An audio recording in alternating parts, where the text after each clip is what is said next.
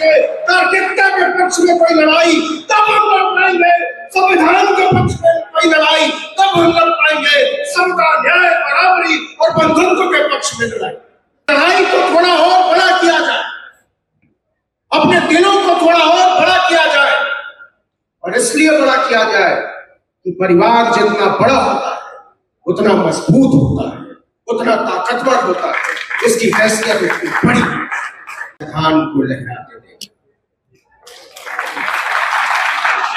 पहली बार हमने सामाजिक न्याय को केंद्रीय मुद्दा बनते देखा।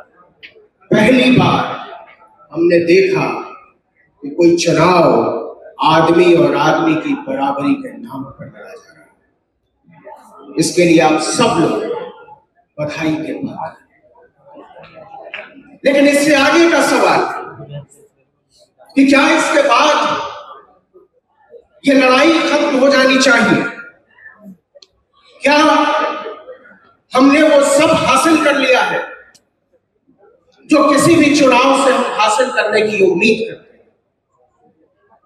क्या हम आने वाले दिनों में उम्मीद कर पाएंगे कि किसी इंदर में इकबाल को मारा नहीं जाएगा, किसी पायल तड़वी को मारा नहीं जाएगा, किसी रोहित वेमुला को लटकाया नहीं जाएगा?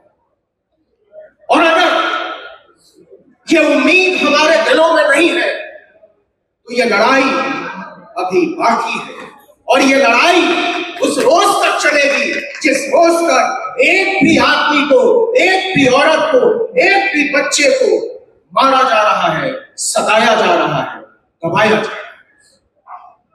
हम कास्ट सेंसस की बात करने बैठे हैं, हम सोचने बैठे हैं कि हमारा रास्ता क्या। और आज के अखबार में खबर है कि एनसीईआरटी ने 6वीं क्लास की जो सामाजिक विज्ञान की किताब है उससे कास्ट को हटा दिया गया है। बाबा साहब डॉक्टर भीमराव अंबेडकर का जातीय उत्पीड़न हुआ है, ये अब 6वीं क्लास के बच्चे नहीं पढ़ेंगे, नहीं पढ़ाया जाएगा। तो क्या ये अचानक हुआ? अभी जो मुजफ्फरनगर में, शामली में, सहारनपुर में, उत्तराखंड के इलाकों में जो आदेश जारी हुआ कि सबको अपने नामों की चिप्पियां चिपकानी हुई। आपके यहां जो कामगार काम करते हैं, जो मजदूर काम करते हैं, जो खानसामे काम करते हैं, बावर्ची काम करते हैं, मैनेजर काम करते हैं, उनका नाम लिखना पड़ेगा। मैं सोच रहा था कि ऐसा क्यों हुआ, अचानक इसकी जरूरत क्यों पड़ी? क्या वाकई इसके पीछे मुसलमानों की पहचान कोई वजह है या सबसे बड़ी वजह है? क्योंकि मुसलमानों को तो वो ऐसे ही काट डाल रहे हैं, ऐसे ही मार डाल रहे हैं। इसके लिए मुसलमानों को पहचानने की जरूरत नहीं है, उनका नाम पूछने की जरूरत नहीं है।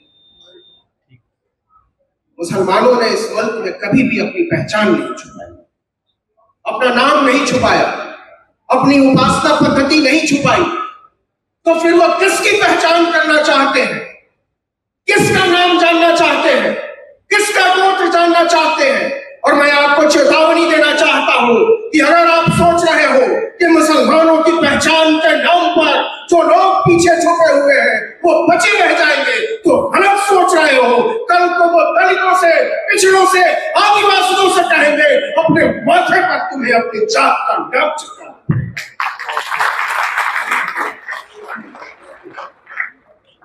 ये पहचान क्यों पूछी जा रही है, क्यों पूछा जा रहा है? आपको अपना कौम बताना पड़ेगा, अपना नाम बताना पड़ेगा, अपना ईमान बताना पड़ेगा। ये इसलिए हुआ है कि इस चुनाव में संविधान सबसे बड़ा मुद्दा बना। ये इसलिए हुआ है कि कास्ट सेंसस को, जातीय जनगणना को आपकी 7 पुश्तें अब टाल नहीं सकती। इसलिए वो पिछले दरवाजे से, चोर दरवाजे से जानना चाहते हैं उन तमाम लोगों के नाम, उन तमाम लोगों की पहचान जो संविधान के हक में खड़े, जो बराबरी के हक में खड़े हैं, जो समता, न्याय और बंधुत्व के सिद्धांत के हक में खड़े हैं। और इसलिए मैं आपको बताना चाहता हूं कि लड़ाई को थोड़ा और बड़ा किया जाए, अपने दिलों को थोड़ा और बड़ा किया जाए। और इसलिए बड़ा किया जाए कि परिवार जितना बड़ा होता है उतना मजबूत होता है, उतना ताकतवर होता है, इसकी हैसियत उतनी बड़ी। तो छोटे छोटे खत्तों में बट के हम कोई भी बड़ी लड़ाई को किसी लॉजिकल कंक्लूजन तक, किसी तार्किक अंजाम तक नहीं पहुंचा पाए। अगर हम सोचते हैं कि बाबा साहब को हम रख लेते हैं, सरदार पटेल को आप रख लो, संतराम बीए प्रजापति को वो रख ले, तो ये लड़ाई किसी मुकम्मल अंजाम तक पहुंचने वाली नहीं है मेरे दोस्त। इसलिए जरूरी है कि जरा अपनी खिड़कियां खोलें, अपने दरवाजे खोलें और उन सबसे ज्यादा अपनी नजर, अपना नजरिया, अपना दिल खोलें। जरा सोच कर देखिए कि जिनको इस्लाम के नाम पर, मुसलमान के नाम पर जिनका शिकार किया जा रहा है, वो कौन लोग? वो हमारी और आपकी तरह के लोग, हमारे और आपके बीच से आए हुए लोग हैं। कोई दर्जी का काम करता है, कोई मोची का काम करता है, कोई खेतों में पानी पटाने का काम करता है, कोई चूहा मारकर खाता है। उनको अपने साथ छोड़ने की जरूरत है। और मैं जो खतरा महसूस कर रहा हूं, ये बात सच है कि यह चुनाव संविधान की तरफ मुड़ा, यह बात सच है कि यह चुनाव समता, न्याय, बराबरी, बंधुत्व की तरफ मुड़ा। लेकिन इस चुनाव में जो मैं खतरा देख पा रहा हूं, उस खतरे से आपको वाकिफ कराना चाहता हूं। जिस तरीके से, क्योंकि हम रिप्रेजेंटेशन की बात करने के लिए बैठे, हम प्रतिनिधित्व की बात करने के लिए बैठे, तो आप गौर कीजिए जिस तरीके से उत्तर प्रदेश से, जिस तरीके से बिहार से, यहां तक कि पश्चिम बंगाल से, तमिलनाडु से मुसलमानों के प्रतिनिधित्व को मिटाने की कोशिश की गई है, ये बहुत खतरनाक संकेत है। अगर आपको किसी दंगाई का मुकाबला करने के लिए, अगर आपको हमको किसी फसादी का मुकाबला करने के लिए, अगर हमको आपको किसी संविधान विरोधी का मुकाबला करने के लिए संविधान का ही विरोध करना पड़ जाए, फसाद के पक्ष में खड़ा हो जाना पड़े, दंगाइयों के पक्ष में खड़ा हो जाना पड़े, तो फिर हम में और आप में कोई फर्क बचेगा नहीं। इसलिए जरूरी है कि हम उन मुद्दों की पहचान करें जिन मुद्दों के दम पर हम और आप एक हो सकते हैं। हम उन लोगों की पहचान करें जिनके साथ ये लड़ाई बड़ी हो सकती है। इस संसद में और लोगों की जरूरत है, और वो लोग कौन होंगे, ये हम और आप मिलकर तय करें कि विधानसभाओं में बैठने वाले लोग कौन होंगे। आज मैं जोर देकर कहना चाहता हूं कि इस मुल्क का काम किसी भी झुमका बाबा के बिना चल सकता है। इस मुल्क का काम किसी भी चिमटा बाबा के बिना चल सकता है। इस मुल्क का काम किसी भी धीरेन्द्र शास्त्री बाबा के बिना चल सकता है। अगर इस मुल्क का काम किसी बाबा के बिना नहीं चल सकता है, तो वो हमारे बाबा साहब डॉक्टर भीम राव अम्बेडकर। मैं आपको बताना चाहता हूं कि इस मुल्क से तमाम बाबाओं का नामो निशान मिटाने की जरूरत है। वो बाबा जो संविधान की शपथ लेकर हमारी छातियों को रौंद रहा है, वो बाबा जो हमारे मकानों को रौंद रहा है, वो बाबा जो हमारे सपनों को रौंद रहा है, उन बाबाओं को सबक सिखाने की जरूरत है। इस देश की संसद में, इस देश की विधानसभाओं में, इस देश की नगर पालिकाओं को बाबा मुक्त करना होगा, बाबाओं से आजादी दिलानी होगी। तब हम लड़ पाएंगे तार्किकता के पक्ष में कोई लड़ाई, तब हम लड़ पाएंगे संविधान के पक्ष में कोई लड़ाई, तब हम लड़ पाएंगे समता, न्याय, बराबरी और बंधुत्व के पक्ष में लड़ाई। इंकलाब! इंकलाब! लड़ाइयां ऐसे नहीं लड़ी जाती।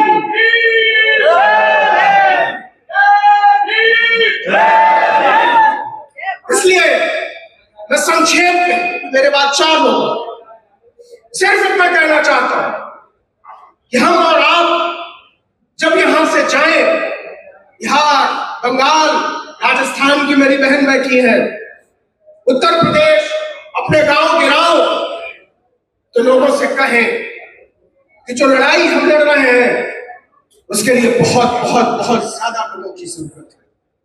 क्योंकि इस देश में, और इस देश में ही नहीं, पूरी दुनिया का इतिहास उठाकर पढ़ लीजिए, पूरी दुनिया में कभी भी सताए हुए लोगों का इतिहास नहीं लिखा गया। पूरी दुनिया में कभी कालों का इतिहास नहीं लिखा गया। पूरी दुनिया में कभी दलितों, पिछड़ों, आदिवासियों का इतिहास नहीं लिखा गया। पूरी दुनिया का इतिहास बर्बरताना शाहों का इतिहास है, आक्रमणकारियों का इतिहास है, लुटेरों का इतिहास है, विजेताओं का इतिहास है। लेकिन जिस दिन से हमने तय किया कि हम भी अपना इतिहास लिखेंगे, हम भी अपने पुरखों की गाथाएं लिखेंगे, उस दिन से हलचल तेज हुई। उस दिन से हमको और आपको सबक सिखाने की तैयारी हो रही है। और आप लिख लीजिए, केवल 24 घंटे पुरानी बात है, इस देश के सरकारी कर्मचारियों पर आरएसएस में शामिल होने की जो पाबंदी थी वो किस लिए उठाई गई है। यह कोई साधारण बात नहीं है, ये रातों रात नहीं है। ये संविधान के हमलावरों को अपने काम में जुट जाने की मुनादी है। अगर हम और आप इसको समझ नहीं पा रहे हैं, अगर हम और आप इसके खतरों को नहीं समझ पा रहे हैं और नहीं जान पा रहे हैं ये अगला निशाना कहां होगा, तो शायद बहुत भोले हैं। जरा सोच कर देखिए, नीट का घोटाला, यूपीएससी का घोटाला, यूजीसी नेट का घोटाला, सीएसआईआर नेट का घोटाला, किसके लिए? क्यों नीट की दोबारा परीक्षा नहीं हो रही है? ये परीक्षा दोबारा इसलिए नहीं हो रही है कि इस मुल्क की सरकार, जिन लोगों ने 10-10 लाख, 20-20 लाख, 50-50 लाख रुपए देकर हमारे गरीब बच्चों का हक करा है, वो बच जाए, उनका मेडिकल कॉलेजों में दाखिला कहीं भटक न जाए, इसलिए तैयारी हो रही है कि नीट का परीक्षा मत हो। तो हम और आप, लक्ष्मण यहां बैठा हुआ है, उससे पूछिए कि उसको विश्वविद्यालय से क्यों निकाला गया। और ये केवल अकेले उसकी बात नहीं है, उन लाखों लोगों की बात है जिनको पढ़ने से रोका गया है, जिनको लिखने से रोका गया है, जिनको बोलने से रोका गया है। जिस दिन भी आप लिखने की बात करोगे, जिस दिन भी आप पढ़ने की बात करोगे, जिस दिन भी आप बोलने की बात करोगे, उस दिन आपके ऊपर लाठियां चलेंगी, उस दिन आपके ऊपर पत्थर चलेंगे, उस दिन आपको गालियां सुनेंगी। तो क्या हम लड़ाई लड़ने से इनकार कर देंगे? क्या हम पीछे हट जाएंगे? क्या हम सोचना बंद कर देंगे? या फिर हम अपनी आवाज को और ऊंचा उठाएंगे? या फिर हम अपनी मुट्ठियों को और कस के खींचेंगे? या फिर अपनी आंखों में पलते हुए सपनों को आसमान जैसा विस्तार देंगे? ये तय करो मेरे दोस्तों, मेरी माओ, मेरी बहनों, मेरे बुजुर्गों, मेरे साथियों, यही तय करो और इसी वक्त तय करो कि यहां से जब उठ कर जाओगे तो तुम्हारे लिए लड़ाई के हजारों मंच खुलते हैं कि नहीं। यही तय करो कि जब अपने दोस्तों से मिलोगे, जब अपने साथियों से मिलोगे, जब अपने रिश्तेदारों से मिलोगे, तो बताओगे कि नहीं कि हमने जो 2 रुपए, 4 रुपए, 10 रुपए, 20 रुपए देकर इस देश के नामी विश्वविद्यालयों में पढ़ाई कर ली, उन विश्वविद्यालयों पर ताला लटकाने की तैयारी क्यों है? क्यों बदनाम किया जा रहा है जेएनयू को? क्यों बंद किया जा रहा है जामिया यूनिवर्सिटी को? क्यों अलीगढ़ मुस्लिम यूनिवर्सिटी को बदनाम किया जा रहा है? इसलिए इन विश्वविद्यालयों में पढ़ने वाले गरीब, इन विश्वविद्यालयों में पढ़ने वाले दलित, पिछड़े, पसमानदा आपसे बराबरी के कुर्सी पर बैठकर बराबरी का हक न मांगने लगे। इसलिए इस देश के तमाम शानदार विश्वविद्यालयों पर ताला लगाने लगे। एक लड़ाई जो मुकम्मल तौर पर लड़ी जानी चाहिए, वो सिर्फ मुकम्मल तौर पर लड़ी जा सकती है। ये लड़ाई हमारी लड़ाई नहीं है अकेले। ये लड़ाई आप जो बैठे हुए हैं, केवल आपकी भी लड़ाई नहीं है। ये लड़ाई जो इस हॉल के चारों तरफ खड़े लोग हैं, उनकी भी लड़ाई नहीं है। ये लड़ाई हमारी आने वाली नस्लों की लड़ाई है। ये लड़ाई हमको जीतनी पड़ेगी, अपने आप को मिटा कर जीतनी पड़ेगी। हमारे पास विकल्प नहीं, हमारे पास कोई दूसरा रास्ता नहीं है कि हम लड़े। और इसलिए मैं आपको ताकत देने आया हूं और आपसे ताकत लेने आया हूं। इस लड़ाई के तसव्वुर तय किए जाए, इन हौसलों की उड़ान तय की जाए, अपने सपनों का आसमान तय किया जाए और हम मिलजुल कर उन दंगाइयों को पहचाने जो असल में नाम तो दूसरे लोगों का लेते हैं, लेकिन उनके निशाने पर एक बड़ा तबका है।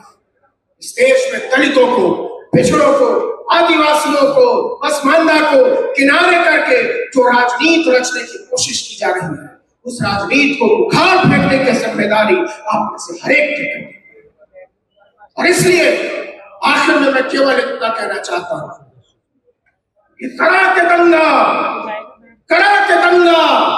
जला के बस्ती, करा के दंगा, जला के बस्ती, मुआवजा बांटता है जो अब, करा के दंगा, जला के बस्ती, मुआवजा बांटता है जो अब, उठो कि मिलजुल करके हमको है उसका खाना खराब। जय भीम, इनकलाब जिंदाबाद, जय संविधान, जय लोकतंत्र।